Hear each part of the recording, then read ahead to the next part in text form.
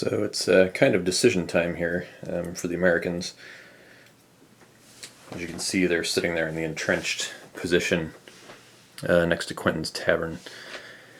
And there's 2 points of artillery there, which initially I thought was going to give these Brits moving up the road here a lot of trouble. But it turns out, no, certainly not at longer ranges. And as it turns out, I think they got one shot off at the Queen's Rangers here, coming down the road in a road column. The Queen's Rangers have since changed position to line, so that they can. Well, they didn't need to change position to line. I just did it to get them out of column.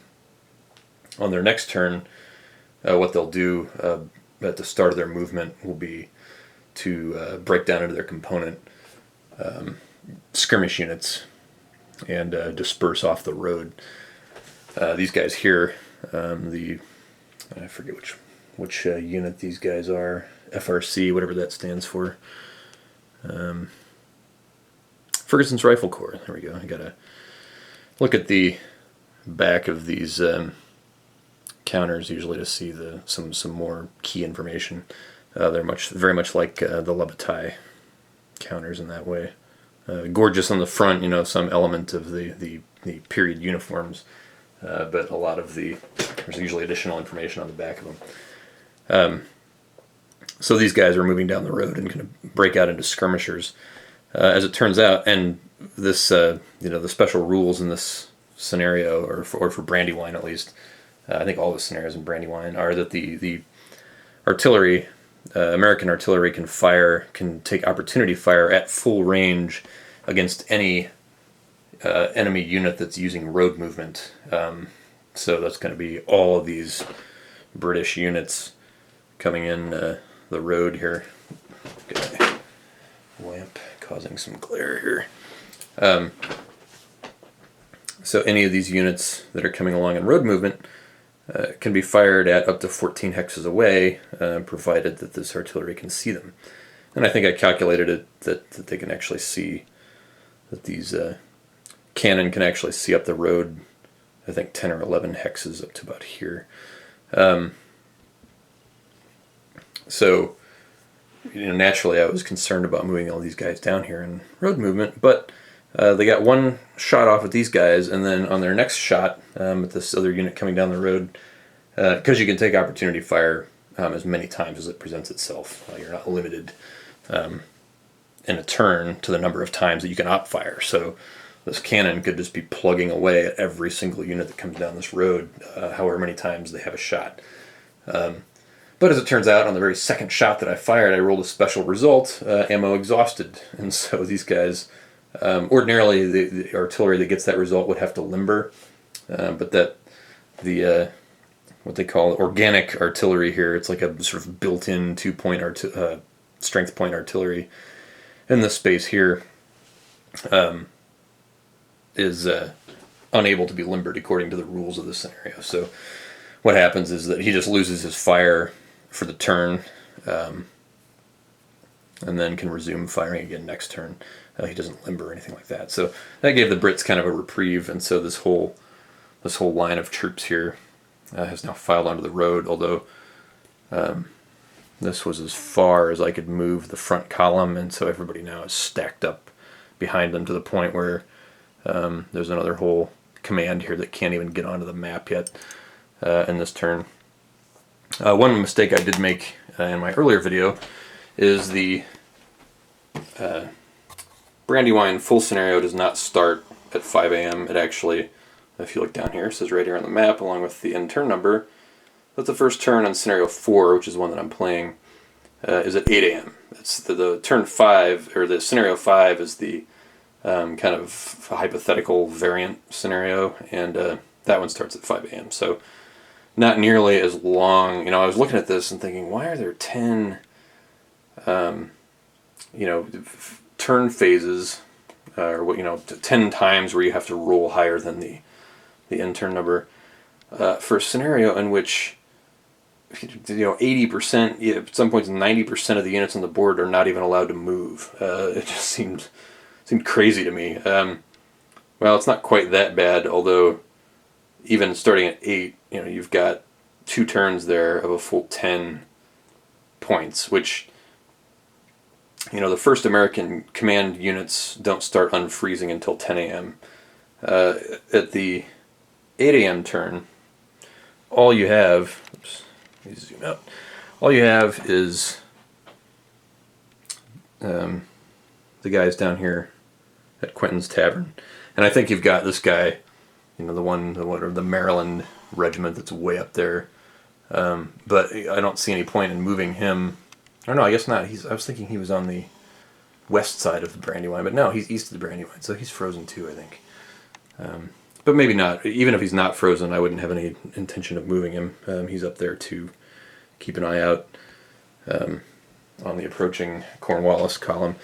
But these guys down here could potentially move, but they start entrenched, and when my cannon ran out of ammo, I could have just had them bolt for the ford. But I think what I'm going to do, since this is a learning scenario for me, although most people would say, why would you start with the full campaign scenario for Brandywine as your learning scenario? Why don't you pick the universally chosen learning scenario that is Lobositz down here, which is, you can see I've got all the newer sort of post-Brandywine titles for the battles from the Age of Reason, and usually the Lobositz, which is the 5th one there, yeah, is usually considered one of the better ones to learn with because it's kind of a small battle, single map, I think. But I was interested in Brandywine, and so Brandywine is what I'm going to play. But anyway, to learn as a learning scenario, I thought, well, instead of having these guys run, which I think would probably be a smarter tactical choice, given that there's an entire British wing, entire British column approaching them, probably be the smarter choice. I'm thinking, because they're entrenched here, so let's see how the British fare having to get these guys out of the way, because they are controlling, here at this crossroads, the key approaches to Chad's Ford and Chad's Ferry. And one of the other things I forgot in the setup, you have the option of blocking one of these hex sides. I stuck an entrenchment marker there. It says use a blank marker, but I think the entrenchment marker will be a better reminder to me that this is blocked.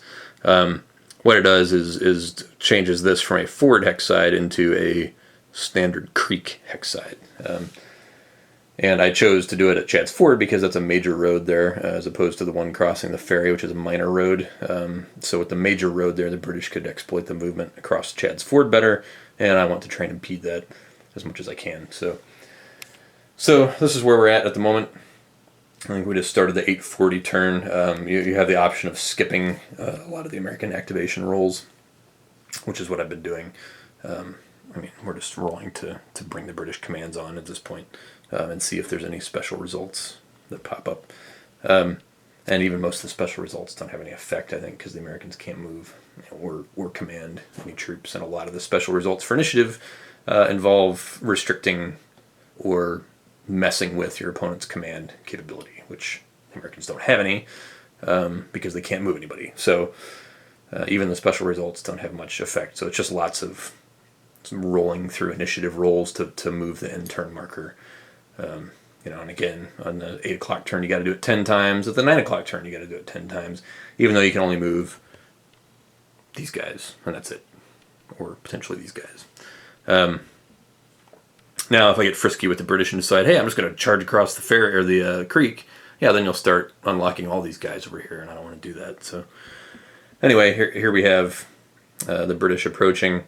I'm going to try an assault on this American position, see how these guys respond in the entrenchments there, see if they break quickly, or if I can even figure out how the best way to launch a British assault will work.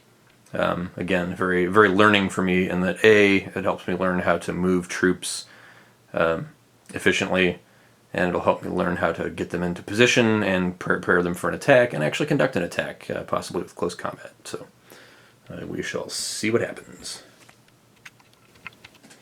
Well, I got greedy. I was thinking, oh, this little 2-point artillery unit, which, by the way, is actually it's actually 3/4 of its fire strength, firing through that entrenched hex, which is something I didn't point out in the rules before. So, instances where its fire strength, in these within this sort of 3-hex range here or 4-hex range is 10. Well, the fire strength is actually 8 because of that entrenched hex side that it's firing through. But anyway, these skirmish units kind of, ran under the fire of those guns, and this one here, Queen's Ranger Unit B, actually got hit. I rolled like a 98 or something on one of those rolls. That, despite the -10 modifier for them being in skirmish formation, was still enough to cause a strength point of damage. So these guys are kind of running off, trying to get out of the range of fire. This guy ran into the woods. This guy's trying to get around behind this elevation here to hide, and then try and get around on the flank of the units over here. This guy over here, he was able to get over there unscathed, get out of the firing arc of the artillery, which only extends along these hexes here. And then these guys also, they switched to attack column formation, and have now advanced out of the firing arc of the artillery, and they're going to get ready to assault this hex here. However, these guys, who had the commander with them, who was the British commander of the first, like the generic 1st Brigade commander. Well, I thought, oh, the road column, you can move 3 hexes for a half point of movement in road column. So, I'll get up to here, and then I'll switch them to march column, and then to attack column to get ready to try and hit these positions. I don't really want to move anybody into this space because you got to check for disorder moving into a buildings hex. So I'm going to try and attack outside of these buildings here. But it didn't matter for these guys. I think it was about here on this hex, because these guys cannot fire at every single hex that these guys move along. It was about this hex here. I rolled a 94, which even on the, I forget, I was looking on the 1 to 1.5 chart, I think. A 94 is still a 1M result. Well, when you're in road column, that's an automatic route. So these guys lost a unit, and I might have lost more than that. I think if you're in road column, I think you take more casualties, maybe times 1.5. But I'm not sure if that rounds up. Let's see what the chart says. Target and column limber to square SP losses times 1.5 rounded. Rounded up or down, because 1 times 1.5 is 1.5. Well, I only gave him 1 loss. Given the unit density here, 1 loss seems more reasonable than 2 from that small of an artillery battery. So they took a loss. Their leader ran with them, so they were here and retreated back. Their retreat hex is the entry hex over here, but I don't want to run them back through everybody. If they landed here and they had to follow the road, everybody, they'd have to go off the map basically, and everybody would have to make route checks. So I had them run off the road and up this hill here, and they'll keep going back until I can rally them. But an inauspicious start, but exactly what I was afraid of with the British. And I got too overconfident, thinking, oh, they're on such a low column out here. On that 1 to 1 and 1 to 2 or 1 to 3 column, and then they would get to a 1 to 1.5 space and immediately blow up. So I will not be making that mistake with the rest of the British road column here. All these guys are immediately going to switch out of road column, which some of them are still going to get shot at, but at least they'll be on the 1 to 3 column, and you got to roll a straight up 100 to do any damage there. So, but I'm definitely going to be moving these guys on a road column and probably changing them into march column. I don't know if attack column makes any difference. Yeah, I think attack column or road column or march column, it doesn't matter. But they'll have to change to march column out of road column anyway, because I think that's the only thing they can change to. So someone have to get everybody out of those columns and avoid any further routing from this weak American position here. This clearly should not have happened. Definitely a case of me learning about moving under fire in this game. Well, things have gone from bad to worse for the British here. These American units here have just been shooting the crap out of the British units. I already mentioned the routed unit here. He, during the rally phase of the last turn, he ended up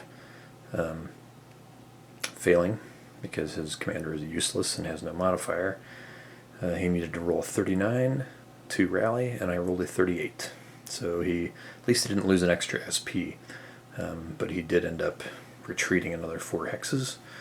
The problem is that he's taken the leader with them. So without the leader, with this leader back here, these guys who are in attack column and we're going to attack this hex are now stuck here. They can't move or they can move, but they can't attack because their leader's too far away.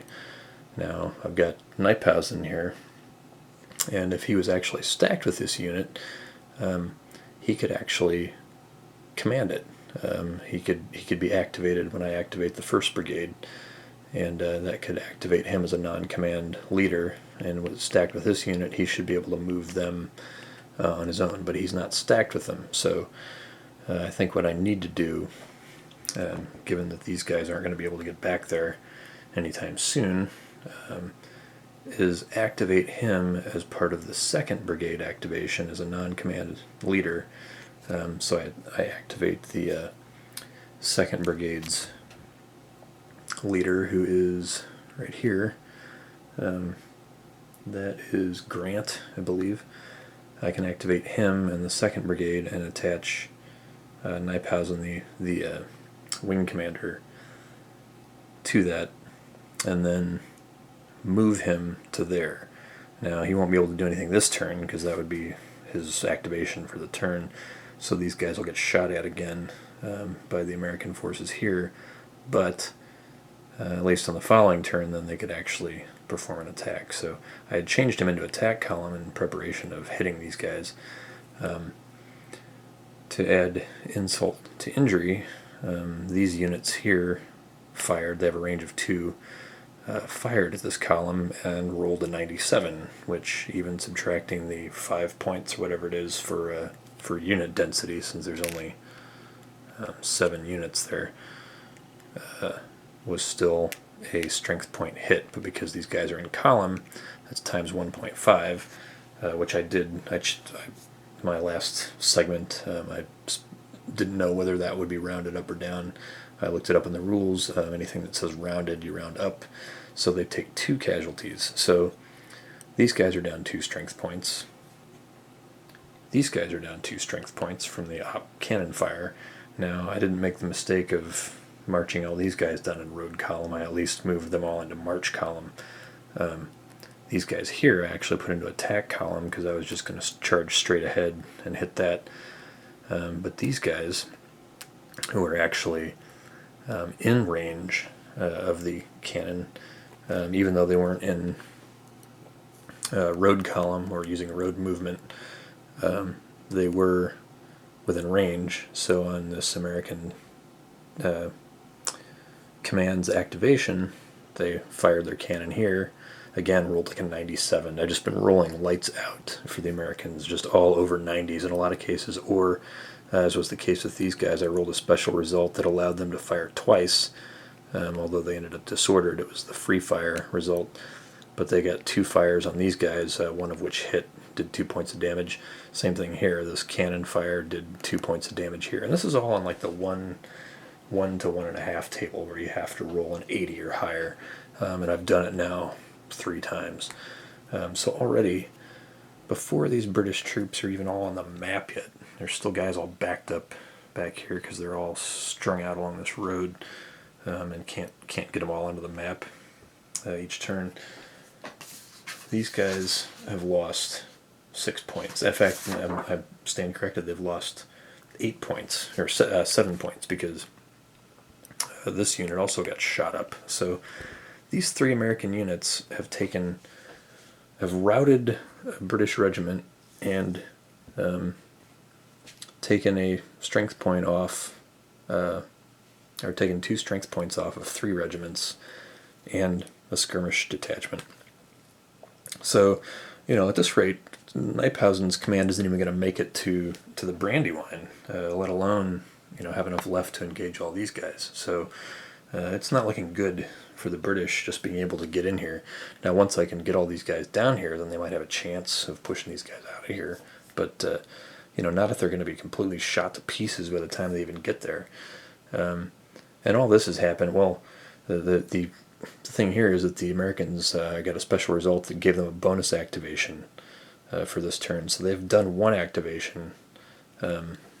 Actually, it's not a bonus activation. I stand corrected there.